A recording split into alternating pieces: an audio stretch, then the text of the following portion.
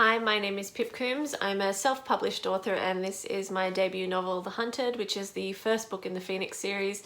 If you have seen any other videos of mine on my YouTube channel, you'll see where I've talked a little bit about the process of publishing and what it was like. And in this video, I'm going to explain to you the 10 reasons why I decided to self-publish. So the first reason I decided to self-publish was that Australian publishing houses don't seem to have the same pull as international publishing houses. And the second reason was that to get in with any of the publishing houses, you needed to have an agent.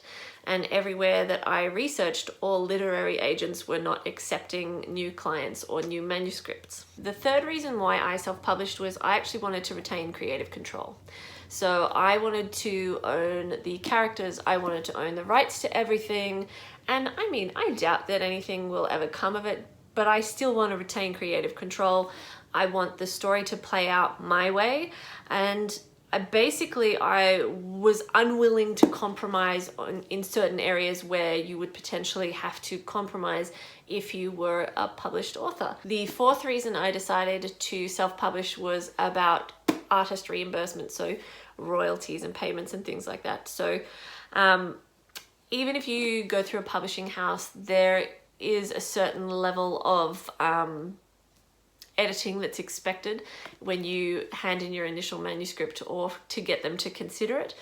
And so you have to pay for that unless you have some sort of skill in editing anyway, so it's going to cost you money, and usually you have to do all the marketing and things like that unless they decide that you're the next Harry Potter or something and they put their marketing weight behind you.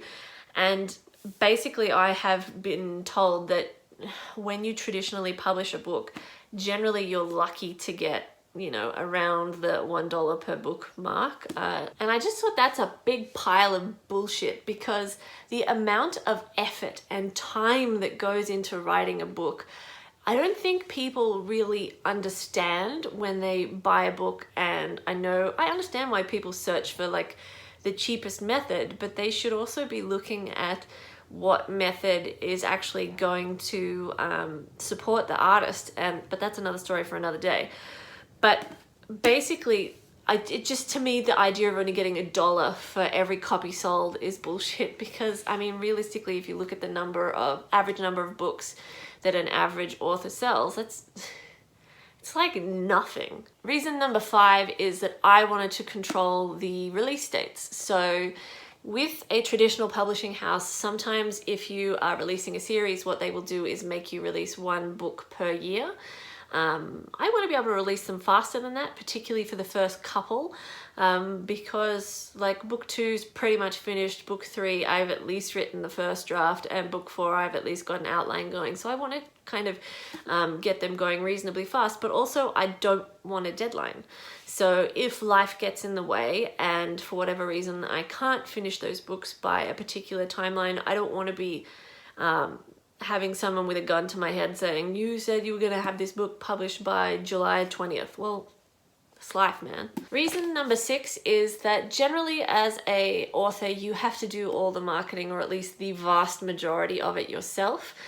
So you have to create the author website, you have to create a social media presence, you have to try and create an author platform, and like I just figured might as well cut out the middleman and self-publish, and then that way I'm not losing royalties by being paid less per book, because the publishing company is taking a chunk to cover their marketing expenses. So reason number 7 is, this is my book and I can't be fucked to have someone else tell me that I should cut things out of the plot, or I should add things into the plot, or that they want to change my plot in some way. It's all plotted out. It's gonna happen the way I intended it to happen. And like I said, the first 3 books are pretty much done. The outlines for the other books are fairly heavily written, and I know how I want things to go. I don't want to deal with somebody else coming in and saying this should happen, this shouldn't happen, this should happen, because they don't understand where it fits in the greater scheme of things. So some conversations might seem relatively innocuous and unimportant, but they are important.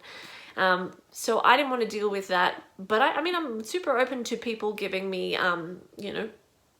helpful criticism, constructive criticism. I'm open to, you know, pacing information. I'm open to people saying, you need something else here. Maybe you need to look at the timeline and make sure you've tightened it up. I'm totally open to that. No problem at all. But the plot is set. And if I'm going to put in as much effort and blood, sweat, tears, and money into this passion project as I have, then I want to do it my way. Reason number 8. So if you apply to submit your manuscript to a traditional publisher, they have heaps of forms that you have to fill out, and I hate forms. One of the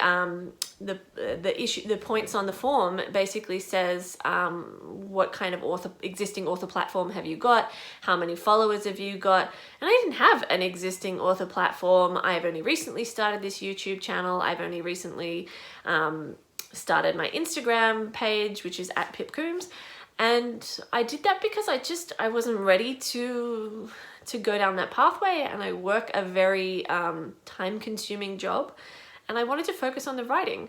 And if I waited to apply to get my book published, or I waited to publish the book until I had an existing author platform, I may well be waiting the rest of my natural life. So the 9th reason I decided to self-publish The Hunted is because I'm a bit jaded.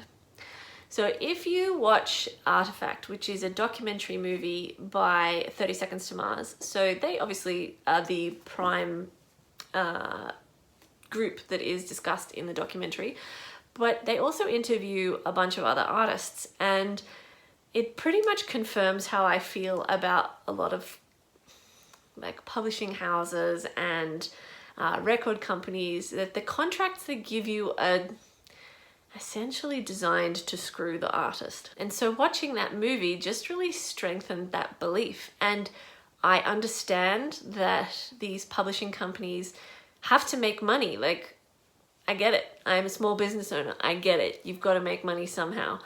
But I also think that, you know, the artist has put in a huge amount of work, and then you just swoop in with the publishing side of things. And I just think the contracts could be more fair, and I think companies could be more reasonable and still get what they want without taking so much. So yeah, I'm a little jaded that those contracts do anything other than potentially screw the artist or make life a lot harder for the artist. And reason number 10, I just had a vibe that I should self-publish, and that may sound crazy, but when I get strong vibes, I always follow them. So did I ever approach a publishing house? Yes, I did, back in like, oh God, I don't even know when, so long ago. It was back before I realized the initial manuscript was a pile of shit. And it was back before I realized the initial manuscript was actually 2 books in one, and that I needed to split them because too much was happening but not enough world building and character building was happening, and so I needed to thicken all of that up. It was also before I realized how involved the editing process was. It was before I'd really walked away from the manuscript and had time away from it and then come back to it. And yeah, so basically I submitted a big pile of crap that looks nothing like what the book looks like today. So it was a bit stupid, but it happened. Was I hesitant to self-publish? Yes, I was. I was mostly hesitant to admit that I had written a book. I don't know why. So even now when my friends say, oh, I'm going to buy your book, or I bought your book, I'm like, oh God. Because then you kind of, I don't know, it's just such a personal thing to write a book. And if your friends think it's a pile of shit, then... also, for me, I really felt like saying that I had decided to self-publish a book, people would automatically assume that what I had written was a pile of crap because no traditional publisher had picked it up. I don't know whether they would have picked it up, apart from that initial shit show that I, don't know why I submitted, there's something wrong with me. But apart from that, I never tried to get published through a publishing house, and I don't want to try to get published through a publishing house. So that definitely delayed me admitting that there was a book. And it also delayed the marketing, because to market a book, you have to admit that it's happened. And it's just been, I don't know, it's just one of the cards that I've held really close to my chest for such a long time. And it's something that I've worked on for such a long time. And it's something that I have such strong feelings about that it's really hard to put your cards on the table. So yeah, I was hesitant to self-publish. But in the same breath, I always kind of knew I was going to go down the self-publishing route, and I knew it was the right route for me. So please check out The Hunted. It is the first book in the Phoenix series. I'm going to announce the name and the cover art for the second book soon, and hopefully a release date. The Hunted is available pretty much everywhere, so you can get it Amazon, the Book Depository, Kindle, Apple Books, it should be there. Let me know in the comments below if you have self-published, why you decided to self-publish, because I'd be really interested to hear. And if you are thinking about publishing your own book, let me know what is the big driving force for you to either go traditional publishing or to self-publishing, because I'd be really curious to hear what other authors think and why they wanted to go one way or the other. Don't forget to like my video and hit subscribe to my channel so that you get notified when other videos get uploaded.